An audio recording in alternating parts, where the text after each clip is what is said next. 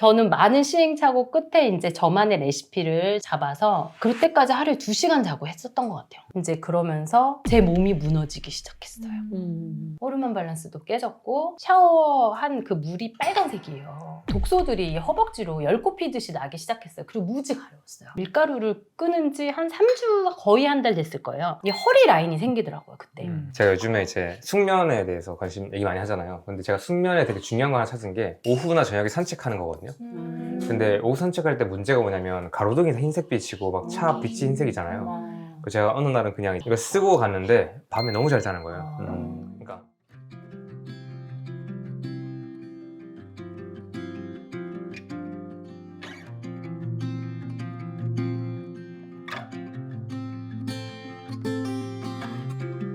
자, 오늘 메뉴예요. 그 김치, 돼지고기 넣고 전한 거예요.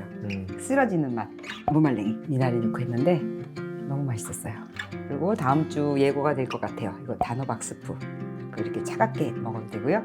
그다음에 또 이 배추 된장국, 돼지고기 저 수육한 국물에다가 배추 넣고 파만 넣고 한 거예요.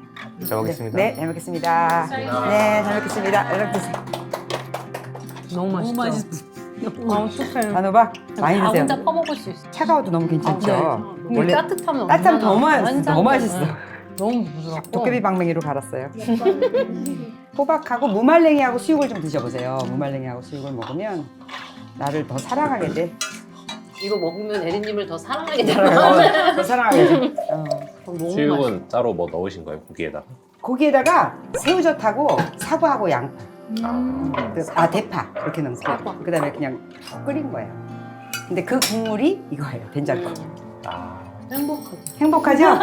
행복해야 돼. 오늘 행복하시려고 오늘 온 거야. 오려고. 너무 웃기다. 떡 넣어서 먹는 거 우리 또 금방 싫어하는. 아니 근데 너무 괜찮은 아이디어예요. 그쵸? 네. 너무 괜찮은 아이디어. 신박한 메뉴였어. 너무 맛있죠. 완전 제대로 음미하시는데요? 저는 이런 식감을 되게 좋아해요. 무말랭이. 아, 무말랭이. 의외로 그거 좋아하시는 분들이 많네. 근데 이거 무말랭이 아까처럼 안 하고 그냥 물에다 조금 더 담그면 이 식감 절대 안 나와요. 그러니까요. 그러니까 5번을 딱 기억해야 돼. 딱 수육에다가 다섯 무말랭이 두세 개 같이 다섯 먹었더니 그러니까 너무 맛있어요. 완전 예. 맛있어. 그래서 원래 수육에 무말랭이가 세트예요. 진짜 맛있다. 그죠? 보쌈집 가면 이렇게 주잖아요. 맞아요. 이렇게 어울리네요. 그렇지, 놀부부쌈. 일단 무 이거 진짜 달아요. 알죠? 이거 무말랭이 같이 못 먹을 정도로 달아.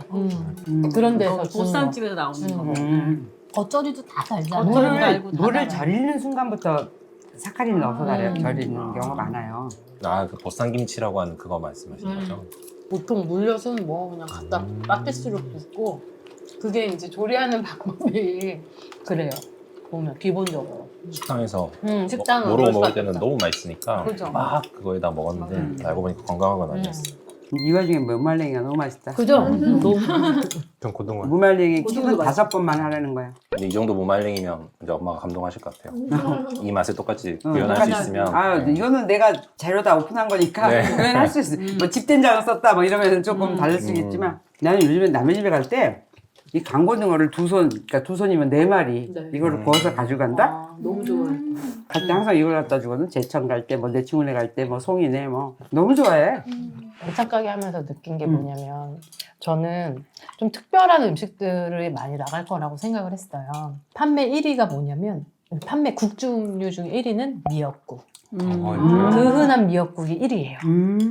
2위가 소고기 묵국. 저는 뭐 육개장이나 아니면 뭐 삼계탕 이런 게 내가 못 해 먹는 거. 그러니까 생각보다 사람들이 음식을 잘 하지 않고 모른다. 하기 싫어한다. 이거고요. 소고기 묵국도 해야 되겠네. 저 이게 데이터가 나오잖아요. 판매 순위가. 반찬 중에 제일 많이 나가는 거 뭔지 아세요? 저는 뭐 겉절이나 뭐 이런 거 집에서 계란말이 빙고. 맞죠? 진짜요? 맨날 그것만 사고 진짜요? 계란말이 1번, 2번 감자채 볶음. 3번 감자채 볶음? 네. 3이 와. 뭔지 아세요? 메추리알 장조림. 어머머머머, 웬일이냐. 3. 반찬 가게 할만하다. 근데 어렸을 때 딱 먹던 가장 많이 먹는 음식. 그리고 가장 기본 스탠다드가 제일 잘 나가는 거예요. 그게 우리 엄마가 한 게 아니었나? 엄마 고생하셔서 드는구나. 감자채 볶음 되게 많이 먹었는데. 그리고 거기다 가끔 계란말이 나오고 미역국 찌고 네. 그 다음에 생선구이. 집에서 진짜. 냄새가 싫대요. 맞아. 그래서 젊은 사람들 있을 때 먹고는 싶은데 맞아. 냄새 나는 거 싫어서. 저도 이걸 많이 볼 수 있는 게 아예 원적외선 그릴을 하나 아. 생산 전용으로 갖다 놔서 거기다 문 밖에서 구우니까 이게 가능하지. 저도 아파트에서 이게 로망이었어요. 생선 구워 먹는 게. 근데 아파트에서 냄새가 안 빠지니까 그래서 문 밖에다가 그 원적외선 그릴 아예 와. 생산 전용으로. 아유. 내가 그 오이지를 이번에 또 담갔거든요. 항상 해마다 이제 오이를 한 오늘 엊그제 이제 100개를 담아서 딱 놓으면서 겸이 생각이 너무 나는 거야. 왜냐면 내가 몇 년 전에 산티아고를 갈 때 최겸 씨 유튜브를 보고 이제 몸이 좋아져서 이제 가는 거였잖아요. 2년 전이다. 2년 전이지. 가면서 아 저분이 너무 고마운 거야. 너무 고마운데 이분 그 제로 베이커리에서 한번 그 오프라인 그 모임 했었거든요. 그때 제가 막 선착순 10명인데 막 거기 막 굶뜬 여자가 기를 쓰고 해갖고 갔어. 한 번 책 사인회 갔다가 두 번째 간 거지 내가. 그러니까 거의 막 미친 할머니처럼 거기 찾아서 제가 오프라인 강의를 시작하기 전에 오프라인에서 모임을 2번을 해봤어요. 책 쓰고 나서 사람들이랑 좀 만나려고. 첫 모임 때 에린님이 오셨고 그게 10명이었거든 선착순. 근데 내가 10등 안에 들어본 적이 없는데 그걸 둘 다 두 번째 들은 거야. 둘 다. 그래갖고 두 번째는 내가 되게 망설였어. 아유 딴 사람 기회를 뺏는 거 아닌가 막 이런 생각을 하면서도 그래도 가야 된다. 그러면서 갔다 와서 내가 그 위치를 아는 거예요. 장소를. 네. 그 여기 그 오프라인 매장에. 아 맞아. 그걸 아는 거야. 맞아. 그래서 내가 뭘 좀 해주고 싶은 거야. 이거 음식 좀. 엄마가. 맞네. 그래갖고 오이지를 담그고 뭐 이것저것을 했어. 근데 영석이가 엄마가 오바라 그러더라고. 자기 같으면 그거 못 먹을 것 같대. 바빠서. 그거 엄마 오이지 그냥 먹는 것도 아니고 뭐 무쳐 먹어야 되고 또 이렇게 하면은 우리 아들도 요리를 하는 애니까 이제 그거 엄마 원한 것도 아닌데 엄마 스타일 아니잖아요. 나도 뭐 누가 달라 해주거든. 그래서 내가 좀 그렇지. 그러고 나서 내가 참았어요. 네. 참고 말았는데 우리 아들 책 원고를 워드로 쳐주는 거 일기를 컴퓨터로 이제 그래서 그걸 만들어 주느라고 출판사에다 보내려면 이제 그게 있어야 되잖아요. 그래서 그거를 이제 누가 이제 알바를 했거든요. 근데 그걸 알바 쓴 사람이 알바하신 분이 이제 영석이 일기를 달게 된 거잖아. 얘랑은 모르는 사람인데 근데 그 사람이 이제 편지를 써서 이제 보내줬는데 이 책 꼭 나왔으면 좋겠다. 너무 자기 인생을 바꿀 만한 말하자면 이제 명장면이 된 거지. 그래서 너무 감동받았다는 걸 4장 정도 막 핑크색 거기다 막 손편지 빡빡하게 써서 진짜. 진짜 내 인생을 바꾼 것처럼 누군가한테 또 도움이 되는 책이었으면 좋겠는데 꼭 출판됐으면 좋겠다라는 그런 편지가 딱 온 거예요. 그렇다고 얘가 눈물이 그렁그렁해서 엄마 한번 읽어보셨으면 좋겠어요. 그래갖고 봤거든요. 그거를 보고 그날 걸어가는데 계속 그 편지 생각이 나는 거야. 아니 젊은 사람도 저렇게 자기가 그러는데 나도 고맙다고 표현을 해야지 이게 정정당당한 거 아닌가? 그런 생각이 들어서 바로 그냥 그 옆에 스타벅스를 들어간 거야. 같이 시내에 있다가 스타벅스 들어가고 거기서 이제 편지를 쓴 거지. 그렇게 한 게 이제 전달이 된 거거든. 그러고 나서 산티아고를 가서 내가 맘 편하게 걸었지. 그렇지 않으면 네네, 편지라도 그거 좀 하고 올 걸. 1등 안 1등. 응? 그런 생각이 들었었지. 그래서 오이지를 담그는데 아유 진짜 생각나더라고. 맞아. 옛날에 담그면서 가져가? 말어? 막 그런 생각을 했었어. 근데 이제 진짜 줄 수 있는 사람이 됐지. 왜냐 오이지 요리까지 해서 알려줄 거니까 오이지 무침 할 거거든요. 아, 네, 여름에 여기- 완전 맛있는. 또 먹고 싶어. 계속 먹어야 하고. 그리고 이따 이제 얘기 끝나고 시간 거의 다 됐다 그러면 그때 막 바빠져요. 막 막 가면서 막 한번 더 먹고 그럼 그때 한번 쫙 같이 훑어 먹고 가요. 그럴 것 같아. 그러니까 걱정하지 마. 이게 다 리필 되는 거니까. 요즘에 그 겸님한테 안경 사가지고 잘 쓰고 있어요. 어. 주황색 안경. 한 5시, 6시면 끼고 있거든요. 어. 아니면 집에 퇴근하고 가면 끼던지 하는데. 아유. 너무 좋은데 우리 남편은 그게 색깔이 들어가 있어가지고 영상 보낼 방해를 준다고. 근데 그게 확실히 그 습관이 안 됐어요. 일반 그거보다 컬러. 효과가 세려니까 확실히 주황색이 그게 있어요. 그래가지고 이질감이 들긴 하는데 계속 쓰다 보면 이제 쓰다 보면 왜냐면은 저녁에 잠을 너무 잘 자는 거 대비 색감이 이상한 건 큰 불편함이 아니니까. 맞아요. 약간 좀 따뜻해 보이지 않아요, 세상이? 그렇죠. 저거 이런 네, 이 느낌이에요. 이 저 색깔. 노란 등이 굉장히 심리적으로 안정감을 아, 맞아. 줘서 그래요. 그래서 저 옛날에 그 뭐지? 약간 밖에 그거 끼고 나가면 약간 이상하게 좀 이상하긴 한데 처음에 약간 이상하게 편안한 공간에 온 느낌이 있어요. 맞아요. 그게 노란 등. 백색 등을 노란 등으로 다 바꾼 네. 느낌이겠다. 그래서 저 하나 있다. 이건 추천인데 제가 요즘에 이제 숙면에 대해서 관심 얘기 많이 하잖아요. 근데 제가 숙면에 되게 중요한 거 하나 찾은 게 오후나 저녁에 산책하는 거거든요. 근데 오후 산책할 때 문제가 뭐냐면 가로등이 다 흰색 빛이고 막 차 빛이 흰색이잖아요. 그래서 제가 어느 날은 그냥 이제 쓰고 해야 돼. 이거 쓰고 갔는데 밤에 너무 잘 자는 거예요. 그러니까 저는 약간 산책을 하면 그날은 진짜 잘 자요. 그러니까 산책을 하면 그날 엄청 더 많이 졸리고, 그러니까 운동량이 더 많아진 것도 그렇게 큰 의미는 아닌 것 같아요. 왜냐면 운동을 원래 많이 하니까. 근데 오후 산책하거나 저녁 산책하면 그날 밤에 되게 졸리고 밤에 한 번도 안 끼고 쭉 자요. 되게 더 깊게 자는 게 확실해. 그리고 이걸 끼고 걸으면 되게 뭐랄까 약간 우리가 그 이어폰 끼면 약간 혼란스러운 세상 속에서 약간 안정된 느낌 있잖아요. 딱 시각적으로 딱 그런 느낌이에요. 계속 한번 뭔가 나를 해봐야겠다. 계속 깨우는 게 있었는데 그럼 산책할 때 저는 이거 근데 좋더라고요. 웃기긴 하겠다. 저 할머니가 이제 이제 드디어 노란안경까지 쓰고 나타났네. 한두 번 그러다 말겠지. 원래 쓰나 보다 그럴 거예요. 그럴 때까지. 근데 요즘에 또 이렇게 색안경 끼시는 분들이 많으세요. 많죠. 패션 때문에. 약간 또 다른 패션 목적으로 이런 색깔 안경이 있더라고요. 맞아요. 조원님은 어릴 때 이렇게 음식 관련해서 부모님 뭐 하셨었어요? 아니요, 전혀요. 전혀 안 하셨고, 제가 반찬 가게를 하게 될 거라는 것도 상상을 다 주변에서도 그렇고 저도 그렇고 몰랐어요. 근데 어렸을 때 기억은 친정 엄마가 전라도 보성 분이세요. 그래서 음식을 되게 좋아하시고, 그러니까 우리 외삼촌들도 큰 누나가 한 김치 아니면 안 먹어. 이 정도로 음식을 잘하셨어요. 근데 엄마도 전혀 음식업을 하는 건 아니시고, 에리님처럼, 에리님 보면 저희 엄마가 살짝 이렇게 오버랩 되는 게, 일요일 날엔 저희 어머니는 이제 도매업 하셨어요. 아버지랑 농수산물 관련된 도매업을 하셔서 새벽에 나가시면 밤늦게 들어오셨어요. 그래서 저희한테 음식을 해주실 수 있는 기회가 많지 않으셨거든요. 근데도 항상 그 음식에 대해서는 되게 진심이셔가지고, 저희 어릴 때는 집에서 이렇게 양식 스프를 만들어준 부모님이 별로 없었어요. 근데 저희 엄마는 양식 스프, 지금 그런 맛 때문에 자꾸 버터를 녹여가지고 제가 엄마가 요리했던 거 기억해보면 밀가루 같은 거 이렇게 해가지고 엄마가 루 만들어서 스프를 해주시고, 저희는 떡볶이도 저는 엄마가 어렸을 때 그러니까 떡볶이도 소불고기 들어간 궁중 떡볶이를 해주셨어요. 엄마가. 그러니까 음식 같은 거. 그리고 뭐 항상 식초도 저는 어렸을 때 기억에 이런 대꼬리라고 하잖아요. 큰 병에 집에서 식초를 만들어서 저희 엄마는 쓰셨어요. 입구가 지금 기억에 소나무 잎이었어요. 그 식초병 입구가. 완전히 일본이네.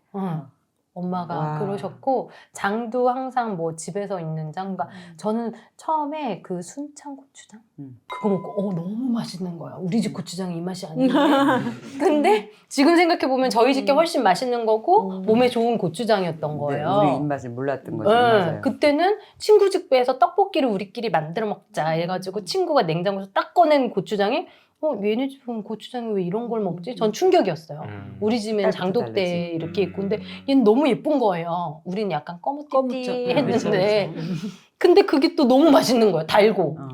근데 저희 집은 그게 아니었거든요. 어렸을 때는 근데 그게 별로 몰랐는데, 양념게장 같은 것도 엄마가 금방 묻혀주시면 너무 맛있고, 이런 기억은 있지만 음식을 전문적으로 하신 건 아니었는데, 저희 친정 엄마가 제가 32살 때, 그러니까 지금 11년 전에 2013년도에 돌아가셨어요.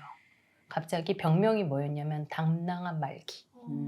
그래서 5월 11일 날 진단을 딱 받으셨는데 20일 만에 돌아가셨어요. 6월 1일 날. 고생 많이 안 하셨네. 네, 그래서 저도 감사한 게 당신 성격대로 딱 짧게 이제 길어지면 아무래도 본인도 힘드시고 이제 자식들도 힘들고 그럴 테니까 그때 기도한 게 되게 소름 끼쳐요. 만약에 고쳐주시지 않으실 거면 고통스럽지 않게 빨리 데려가 주세요. 엄마 그때 연세가 어떻게 되셨어요? 저희 엄마가 51년 토끼띠셨거든요. 그러니까 젊은 나이셨죠. 60 넘으셔서. 그래서 그런 일을 겪고 이제 지금은 이제 결혼을 했으니까 친정인데 그때는 혼자였어요. 그리고 이제 남동생이 있고 저희 아버지가 돌아가셨는데 작년에 친정 아버지도 돌아가셨는데 고아가 됐어요. 지금? 지금 고아가 됐는데 친정 아버지가 뇌경색으로 병원에 입원 중이셔서 제가 이제 가장 아닌 가장이 된 거죠. 그때 엄마 돌아가시는 시점에? 그때가 모든 게 다 겹쳐서 왔어요. 최근 들었을 때. 그래가지고 너무 힘들어서 그래서 저는 원래 본연 제 일이 있었는데 이제 집이 이렇게 아수라장이 갑자기 돼서 그런 것들을 제가 감당해야 돼서 엄마 아버지가 하시던 일을 뒷정리를 하려고 이렇게 하는 중에 제가 이제 그런 납품업, 도매업 같은 거 하셨으니까 거래처가 이 반찬 가게 사장님이셨던 거예요. 근데 이분이 동업을 하셨어요. 친구분하고. 그때도 그분들 연세가 57세 이 정도셨어요. 근데 도저히 이 의가상에서 못하겠으니까 쌈박질이 났다. 인생이란 진짜 못하겠으니까 저보고 주변에 이런 거래처들 많을 테니까 우리 가게 좀 누구 인수할 사람 없는지 좀 찾아봐 달라고 막 화가 나셔가지고 그래요 알겠습니다. 근데 주변에 다 말을 해도 없었어요. 근데 그때 제가 마침 제가 뭔가 물건을 챙겨드렸어야 되는데 놓쳐가지고 그 그렇지. 가게를 찾아간 거예요. 갖다 드리려고. 묘하다. 묘하죠. 근데 거의 제가 있는 지역이 이제 위례 신도시 지역인데 그때 막 한참 그 신도시가 구성이 되고 막 이랬던 데인데 이제 제가 못 챙겨드린 물건을 갖다 드리려고 퇴근 후에 가는데 어머 이 동네가 너무 아름다워 보이는 거예요. 제가 어머 이런 동네가 여기 있었어?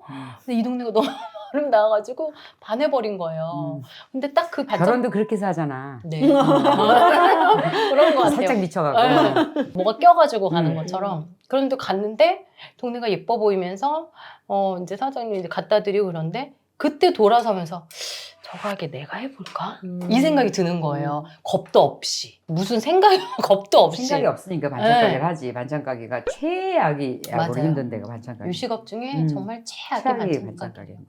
설렁탕 절대 쉬지 못하고. 맞아요. 종종거려 하루 종일 종종종종종. 왜냐면 13시간. 네. 하루에 13시간 미니멈. 서 있고 왜냐면 이런 음식 하나가 만들어지려면 시장 보는 거 첫 번째 시간 들이고 그다음에 야채 손질 전처리 데치고 삶고 뭐하고부터 시작해서 음식 하나 만들어 그리고 또 이걸 누군가한테 돈을 받고 팔아야 하기 때문에 떳떳해야 되잖아요. 그런 거. 그래서 저도 이제 에리님 시켜서 포장까지. 네, 아유, 소분 포장까지. 그래서 막 거북목 뭐 된다고 하는데 그런 것도 있고. 저는 에리님 처음 뵙고 우리 유튜브 겸님 유튜브에서 뵀을 때 저의 시선이 제일 첫 번째로 간 데가 에리님의 손이었어요. 내가 말하기 전에도 네. 보였어. 걔 눈에는 제 뭐. 몸만 저 손은 분명히 응, 고생을 되게 많이 한 손이다. 근데 자기 눈이 멀쩡하냐? 아니요, 저도 휘었어요. 어. 이렇게 하고 관절이. 그걸, 네. 그렇죠. 이게 손으로 아무래도 손을 그리고 다른 분들이 생각보다 이 막일이라고 그러거든요. 주방일을 막일하는 사람 치고 손이 곱대요. 근데 저는 예전에는 진짜 에린님이 되게 갑자기 예뻤나 손으로 하고 막 이렇게 하셨을 때 저도 저희 엄마도 음식을 손으로 하고 손맛이라고 막 이렇게 하고 저도 예전에는 이렇게 막 손으로 많이 했죠. 시뻘겋게 이제 고춧가루 겉절 같은 거 묻히고 나면 막 후끈후끈 다니는데 저는 그렇게 힘들고 그렇다고 생각을 못 했어요. 그 일 자체가. 근데 하면서 느낀 거는 양심상 또 저희 부모님이 장사하시는 분들이었잖아요. 그래서 어렸을 때부터 보고 자란 게 뭐였냐면 성실해야 된다. 남들보다 더 일찍 해야 되고 저희 엄마는 이런 말씀 하셨어요. 장사하는 사람이 저를 손기면 3대가 망한다. 그리고 저는 엄마를 진짜 돌아가신 엄마를 존경하는 게 엄마가 돌아가시고 난 후에 엄마를 더 존경하게 됐어요.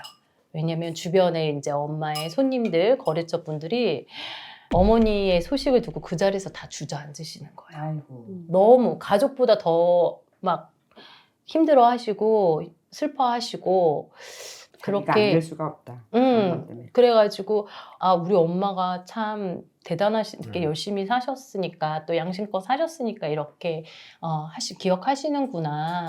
그래서 저희 엄마가 그러면서 여러 가지 문제들이 이제 있었죠. 금전적으로, 경제적으로 어려운. 왜 이게 신기한 게 엄마가 돌아가시고 나니까 받을 돈보다 갚아야 될 돈들이 많더라고요. 금전적으로 왜 이렇게 많은 거야? 막 그러면서 받아야 될 돈 안 나타나.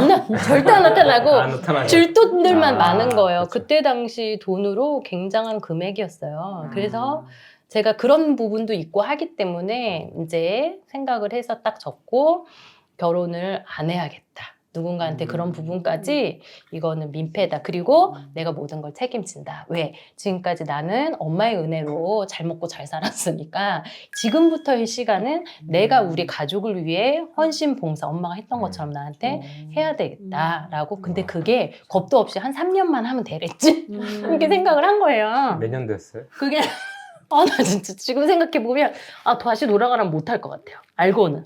반찬 가게 한 지는 6년이고요. 그 시점이 엄마 돌아가시고 한 1년 지나고 2년 차쯤 이제 그런 반찬 가게를 하게 됐다. 하고 해봐야겠다는 생각을 한 거고 반찬 가게를 하기 전에 지금의 남편을 만나서 결혼을 한 상태였어요.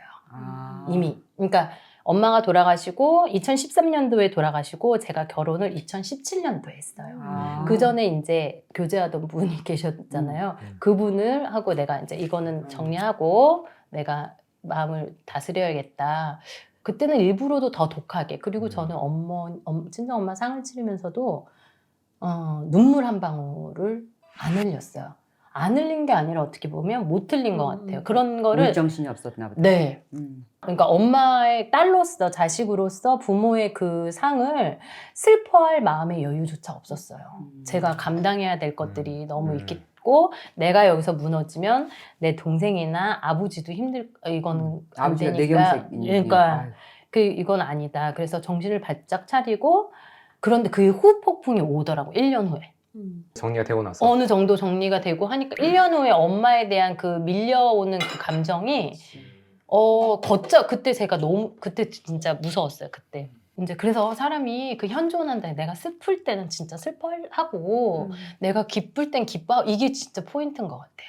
왜냐면 내가 현재를 살지 않으면 그게 한이 되고 그게 그렇게 되는 것 같아요. 보면 지금 그래서 엄마에 대해서 그때 엄마 돌아가시고 엄마가 더 존경스러웠고 저는 이렇게 생각해요. 엄마가 저에게 금전적으로나 뭐 어떤 큰 유산을 남겨주신 건 없지만 그 이상의 유산의 가치를 남겨주셨어요. 저한테는 진심으로. 그래서 너무 감사하게 생각을 하고 어떻게 보면 그 이후로의 제 삶을 살아갈 수 있는 어떤 에너지나 힘을 엄마가 이미 주고 가신 것 같아요. 저한테. 내가 얻고 난 이후에 이렇게 살아라 하는 그 힘을 주고 가신 것 같아서 지금도 너무 감사하고 또 어쨌든 그렇게 하다가 반찬 가게를 하게 됐고 저도 똑같이 반찬 가게 하면 새벽에 나가서 시장 직접 보고 가락시장 가서 신선한 재료 다 직접 보고 근데 사실은 시장을 2시간 정도 보거든요. 그러면 이미 녹초가 돼요. 왜냐면 보통 양으로 우리 가정에 하는 그런 양이 아니라 박스 떼기로 사거든요. 시금치도 4kg짜리 5박스 뭐 이런 식으로 콩나물도 하루 몇 박스를 삶냐면 그걸 한 5박스 삶아요. 기본이 이렇게 하고 아마 이 에리님은 더 잘 아실 거예요. 저보다 더. 근데 저는 많은 시행착오 끝에 이제 저만의 레시피를 잡아서 그럴 때까지 하루에 2시간 자고 했었던 것 같아요. 2-3시간 하루에. 왜냐면 모든 걸 다시 해야 되고 또 이제 저한테는 뭐가 있었냐면 기존에 하시던 분들에 대한 고객들이잖아요. 그러니까 기존 맛에 익숙해져 있으니까 왜 주인이 바뀌었어요? 이런 소리에 이제 예민하고 민감하니까 그보다 뛰어나든지 아니면 그 정도 수준은 돼야 되는 거예요. 그때가 30대 후반 정도 됐을 건데 30대 후반이 반찬 가게 한다고 생각해 보세요. 대단했어. 그리고 또 욕심이 있는 거예요. 이분들보다 못하진 않아야 된다. 내가 여기서 살아남으려면. 그러니까 잠을 줄이고 이제 그러면서 제 몸이 무너지기 시작했어요. 그렇게 하루에 막 14시간, 15시간 막 이렇게 서 있고 새벽 이렇게 잠 안 자고 음식하고 그거를 잡으려고 이제 그렇게 하다 보니까 살이 제가 결혼하기 전보다 10kg가 쪘고요. 갑자기. 그리고 이게 간헐적 식사를 하고 싶어도 간을 다 봐야 되는 거예요. 이게 참 그리고 최종적인 간도 봐야 되지만 중간중간 뭐도 봐야 되고 막 이러니까 그리고 저희 집 같은 경우는 이런 조미료를 최소화한다고 해도 이미 고객님들은 그렇지. 익숙한 맛이 그런 조미료 기대치가 있어요. 기대치가 사먹는 그 사람들의 맛이에요. 맛에 기대치가 있어. 그래서 지금도 아직도 딜레마인 게 제가 그래서 예리님의 집밥연구소에 우리 메뉴들을 있잖아요. 망해. 고객층이 너무 없어서 망해. 근데 중요한 일단 건 사가면 애들이 안 먹거든. 그 사람은 개념 있다고 쳐. 네. 근데 그걸 사서 집에 풀어놨을 때 누가 먹냔 말이야. 그래서 제가 시도를 해봤어요. 어떻게 했냐면 궁금하다. 그래도 많은 분들이 의식이 건강에 대해서 포커싱이 좀 넓어져가지고 근데 이거를 그냥 팔면 안 되고 스토리텔링을 하는 그렇지. 거예요. 이거 대상을 달리해서. 체겸의 장혜린님 표 뭐 이런 식으로. 우리 실제로 얼굴 거기 나온 동동 뚫지도 모르겠어. 장혜린님 표 뭐 이런 거 있잖아요. 그러면서 아시는 분들이 종종 있으시더라고요. 그래가지고 이게 그거예요? 안 그래도 속꼬리찜. 그리고 마녀 스프는 예전부터 또 많이 아시는 분들이 있어서 해독 뭐 그 해독도 이런 그러니까 거기다 다 코멘트를 달아야 돼요. 아이고. 예를 들면 뭐 이게 우리 진짜 기획이 있어야 된다. 예, 그렇지 않으면 모든 게 그러더라고요. 그래서 했는데 처음에는 이제 딱 4개만 만들어 보자. 뭐 예를 들면 속꼬리찜 4개만 만들자. 그러면 처음에는 뭐 1개만 나갔어. 나머지 3 직원들 다 먹어. 같이 먹자. 이렇게 뭐 집에서 제가 갖고 가고 이게 얼마나 건강한 음식인지는 아니까 그런 식으로 이 건강하신 분들은 이거를 가져가시고 건강한 걸 원하시는 분들은 그렇게 해서 자꾸 시도를 해보는 거예요. 왜냐면 제가 떳떳하고 싶어. 내가 알고 있는데 영양제도 그렇더라고요.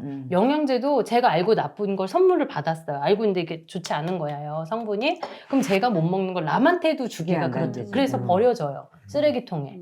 이런 육체적인 일을 하니까 건강식품이나 이런 거에도 관심이 많아가지고 그래서 이제 수용성 비타민만 먹어야겠다 막 이러면서 알아보고 이렇게 책 연륜 찾아서 공부하듯이 그런데 어쨌든 그런 것 같아요. 근데 음식이 정말 제철 음식도 하고 그래서 반찬 가게를 하게 됐습니다. 이제 박수를 쳐야 될 것 같아요. 그래서 그 건강에 도움 좀 받으셨어요? 보시고. 네, 저 그래가지고 제일 중요한 얘기 빠졌다. 맞아, 제일 중요한 얘기인데 제일 중요한 거는 그 허벅지 이제 이 몸이 밸런스도 깨졌던 것 같고 호르몬 밸런스도 깨졌고 독소들이 허벅지로 열꼽히듯이 나기 시작했어요. 그리고 무지 가려웠어요. 그래서 피부과에 갔더니 스테로이드제를 조제해주고 근데 그 일시적이더라고요. 그래서 나중에는 저 같은 경우는 집에 가서 퇴근 후에 샤워를 하면 샤워한 그 물이 빨간색이에요. 그래서 처음에는 뭐야 어디서 피나는 거야 뭐야 보면 뜨거운 공간에서 스팀 같은 공간에서 고춧가루 같은 걸 음식을 하고 이런 어떻게 보면 화학 조미료도 많잖아요. 설탕 뭐 이런 정제 소금 뭐 이런 거 고춧가루가 이 몸에 이제 보이지 않게 하지만 씻어내면 빨갛게 묻어나는 거예요. 그래서 피부과 가서 선생님한테 너무 가렵고 이게 빨간 무슨 열꽃 피듯이 몸이 열은 안 나는데 이렇고 간지러서 저녁에 잠을 잘 수가 없다. 그랬더니 그냥 염증성 뭐 이런 거라서 스테로이드 며칠 하고 뭐 이렇게 그냥 건성건성 변한 게 안 됐어요. 스테로이드제 먹고도. 근데 결국엔 이제 어떻게 이제 자꾸 찾아보게 되니까 약을 먹어도 안 되니까 찾아보니까 이게 단순히 어디 뭐가 피부가 지금 뭔가 건조하거나 이래서 생기는 건 아닌 것 같다. 속병일 수도 있고 이 몸에 어떤 독소들이 분출되는 걸 수도 있겠다. 그러니까 찾아보니까 그런 내용들이 나와서 약도 안 되고 뭐도 안 되니까 이렇게 해보자 하다가 이제 식단에 대해서 생각을 해서 제가 눈 뜨자마자 제일 먼저 먹었던 게 커피예요. 피곤을 빨리 깨야 되니까 그래야 일을 할 수 있으니까 커피부터 끊었어요. 첫 번째. 어휴. 네. 그 일을 하면서? 응. 이제 커피를 첫 번째 끊고 그렇게 해서 찾아보는 시점에서 이제 채겸님의 그 에리님하고 첫 촬영했던 그거예요. 인터뷰. 나도 할 수 있으니까 여러분도 할 수 있고. 그러니까 뭐냐면 저는 몸도 무너졌다는 건 이미 알고 있었어요. 왜냐면 제 몸무게가 이미 갱신을 했고 그로 인한 피로감이나 그런 건 너무나 잘 아니까. 그리고 그렇게 되면 수면의 질도 떨어져요. 그리고 호흡 같은 거, 이 기관지증. 봄, 가을에 전 비염이 있었거든요. 근데 그러다가 채규님이 말씀하시는 걸 보니까 그때 처음 나온 게 설밀라티, 커피, 그리고 수면의 질에 대해서. 그래서 할 수 있는 것부터 하자. 근데 되게 어렵더라고요, 이게. 왜냐면 저는 밥을 먹고 나서도 항상 빵 배가 있었어요. 후식 배가 늘. 그리고 안 먹으면 허전하고 정서적으로도 불안해요. 막 커피 안 먹으면. 그리고 이제 그러면서 밀가루하고 같이 먹었던 게 뭐냐면 과자 같은 거. 그러니까 습관적으로 먹었어요. 아삭아삭 씹는 그 소리에 대한 그게 스트레스 해소가 되고 그리고 또 유일하게 또 행복한 시간이 일 다 끝내놓고 편안하게 밥 먹을 수 있는 저녁 시간. 그때만이 모든 내가 뭔가 보상을 받는 듯한 느낌? 하루 종일 고생한 나에게. 그래서 그때 시켜 먹는 음식도 많이 시켜 먹던 닭발, 떡볶이 이런 거 자극적인 거. 술도 드셨어요? 저는 술은 못 먹어요. 감사한 건 그리고 술까지 먹었으면 아마 더 쪘을 것 같아요. 술 먹으면 살이 많이 찐다고 하더라고요. 근데 저는 안 먹는데 저희 신랑이 애주가예요. 그래서 술안주를 주로 제가 먹어요. 안주를 해주니까 먹게 되는 거야. 골뱅이 무침이라든지. 전 사실 이 김치전이 저한테는 오늘 되게 신박했던 게 전 사실 비가 오는 날마다 매일 김치전을 부치거든요. 김치 남편 새로운 거 먹어봤었네.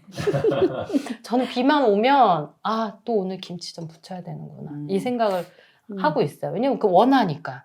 그래서 저는 주로 해물, 오징어 이런 거 넣고 이렇게 밀가루로 많이 부쳐줬죠.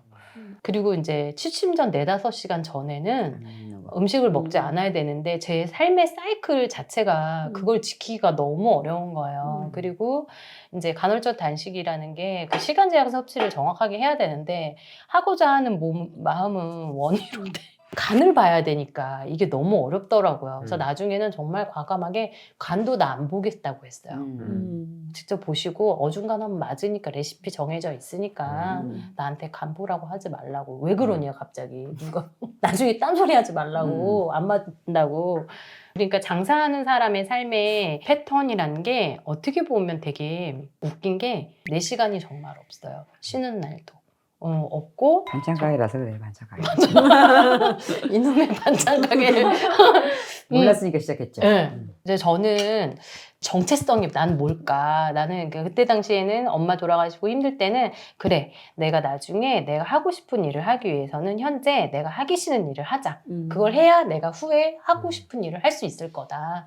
그렇게 생각을 이렇게 우기면서 왔는데 하나씩 시도하지 않으면 결국 할 수 있는 일이 없을 것 같고 그래서 작년에 처음으로 이제 아버지 돌아가시고 저도 모르게 조금 마음의 여유가 병원에 계신 아버지가 또 돌아가셨어 뭔가 여유가 좀 생겼나 봐요. 그래서 저는 배우고 학습하고 이런 거 되게 좋아하거든요. 그래서 유일하게 제가 신랑한테 나 토요일인데 자영업하는 사람은 토요일은 진짜 힘들어요. 빼기가 토요일인데 내가 가고 싶은 강의가 있다.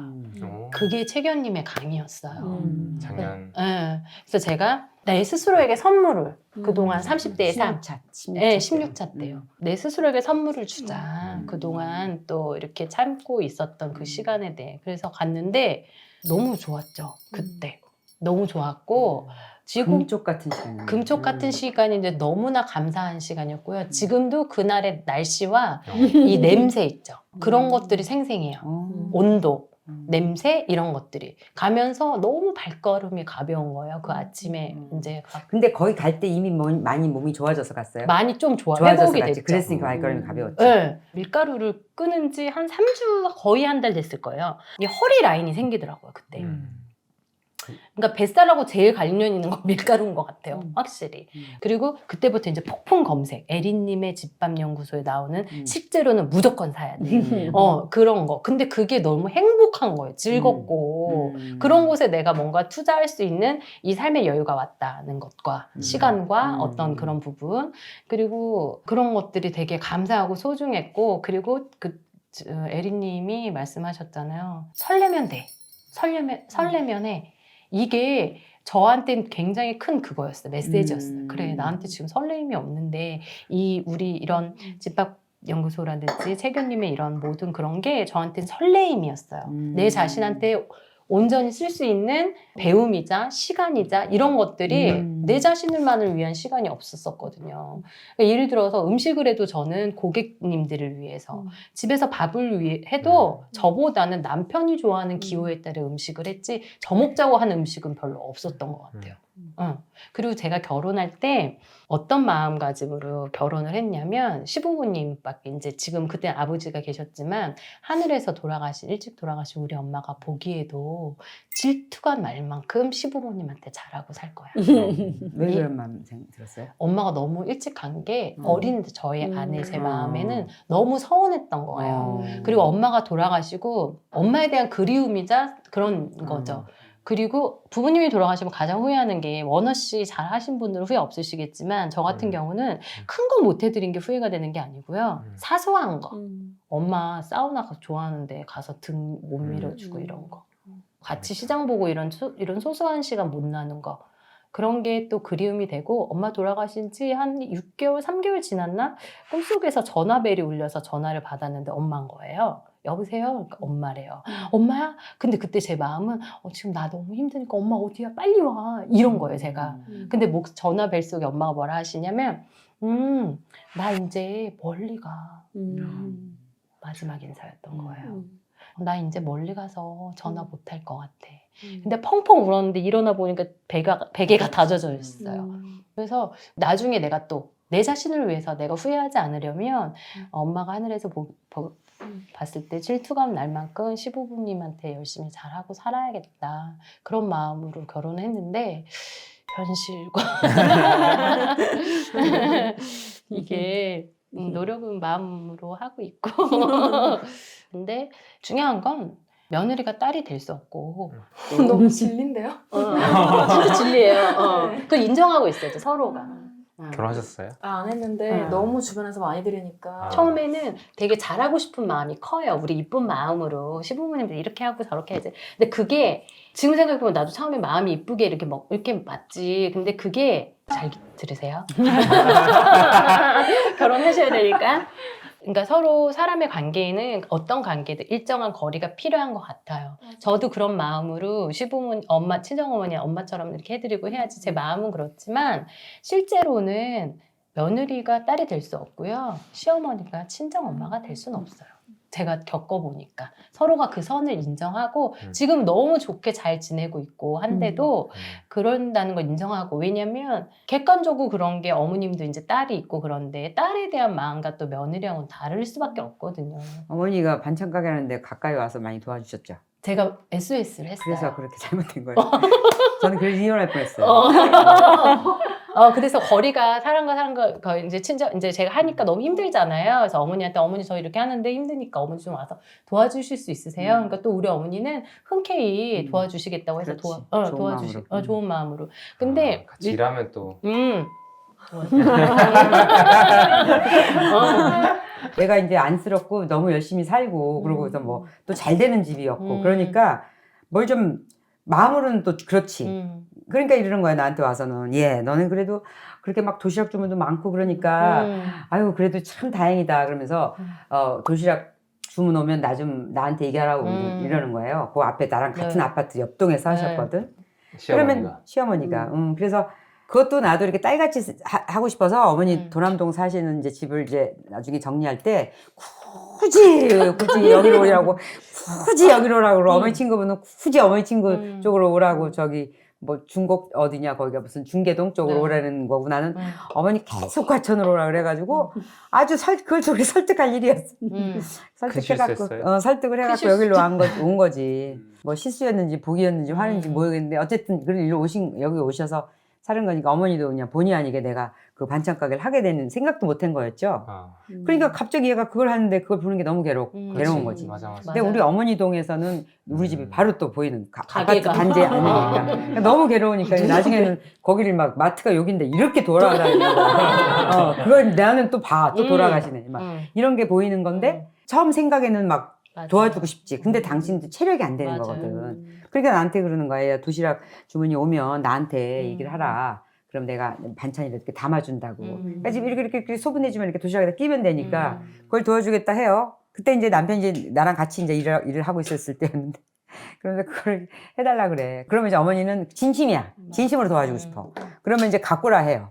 그러면은 사실은 가게 와서 도와주는 게 쉽지. 어머니 동에 엘리베이터 맞아. 타고 맞아. 그거를 다 안 돼, 안 돼. 싣고 통통이 들고 가서 그걸 다 실어서 올려면 일이야. 더 일이야. 맞아. 그런데 뭐 어떻게 그거를 도와주신다 하니까 그러면 이제 그거를 갖다 드리잖아. 그러고 나서 남편이 이제 찾으러 가잖아. 찾으러 가면 이제 너무 힘든 거야 그때는 하고 났을 때는. 하고 나니까 힘이 드니까 야 뭐 내가 뭐 노인인지 모르니? 그러면서 나 노인이다. 그러면서 막 나 너무 힘들어 뭐 무리도 아프고 그걸 이제 남편한테 하는 거야. 아들한테 하는 거야. 그러니까 이 사람은 왜 어머니가 직원도 아닌데 무슨 직원 부리듯이 직원을 쓴다는 거지 나를. 어머니가 한다 있는 건데. 그렇지. 그러니까 그래서 이 중간 역할이 굉장히 그렇게 되는 거야. 중요하다. 그러니까는 남편도 너무 이해되잖아. 왜 엄마는 힘들다 그러고 근데 어머니는 힘들어서 힘들다 하는 거야 또. 근데 그게 어른이라고 하면 안 하면 내가 안 하면 좋든지 아니면 나한테 야 나 못한다 하든지 처음부터 이래야 되는데 이제 이렇게 되는 거야. 그러면 이제 그걸 들고 나와서 이제 나한테 이제 좀 말을 하는 거지. 왜 어머니를 직원이냐 장애도 직원이냐 왜 이렇게 하냐 이제 그러기 시작하는 거야. 이제 막 이런 일이야 계속. 그러면은 이제 그 다음번에는 도시락 주문이 들어온다. 그럼 받아. 그러면 안 받아. 이 사람 안 받아. 도시락 주문 같은 거 다 안 받으려면 그걸 왜 하니 그 가게를? 하는 사람이 이러면 저희 집하고 똑같네요. 안 해. 안 한다 그래. 얼마나 개망신이냐면 이래. 받아. 네 알겠습니다. 이렇게 해. 도시락 싸는 사람들이 새벽에 출발하는 사람이 많잖아요. 그러면은 그래서 하는 거지 뭐 닭이 일어나서 다 싸갈 수 있으면 뭘 하겠어요? 그러니까 우린 더 새벽에 나오는 거지. 아니면 밤새든지. 이제 그러는 거니까 그렇게 되면 이제 이 사람 안 하는 거야. 어떻게 생각하면 진짜 내 저 사람 때문에 사는 거야. 옆에서 잘한다 잘했었으면 나는 그냥 서거했을 거지. 근데 옆에서 그냥 막 계속 태클을 걸고 막 이제 막 계속 나보고 일중독이라 그러고 이제 그랬었지. 그러고 나서 주문을 받자. 그러고 나면은 이 사람이 와서 받아져 있지. 그러면 거기다 전화해. 죄송합니다. 저희 처가 제가 잘 몰라서 주문을 받았다고 죄송합니다 그런다? 그럼 거기서 뭐라는 줄 알아? 저 그렇게 해달라고 강요하지 않았는데요? 웃긴다 이거야 니네 내외가. 그러니까 그렇게 사람 꼬라지를 우습게 되는 거지 상황이. 이제 그러면서 이제 어머니는 또 그렇게 했다고 나와서 또 한 번은 최대의 그 명장면이 또 뭐였냐면은 김밥을 이제 예를 들면 한 300줄 이거는 뭐 해도 되게 많은 거예요. 그런 경우가 많았었으니까. 그래서 그걸 싸야 되는데 저 한 어머니가 막 주문받을 때 있었어. 내가 할게. 내가 썰어. 나 와서 썰기만 할게. 썰어주면 옆에서 썰어만 줘도 내가 썰어줄게. 막 그러는 거야. 그래서 내가 그러실래요? 그랬더니 어머니 나중에 딴소리하면 안 돼요. 했더니 그거 써는 거 괜찮다 이래. 그래서 오셔. 그래서 내 친구를 이제 알바로 이제 내 친구 알바 하겠다 그래서 오고. 그래갖고 둘이 싸고 남편이 이제 포장하고 그걸 이제 어머니 썰고 썰다가 이제 화가 나기 시작한 거지.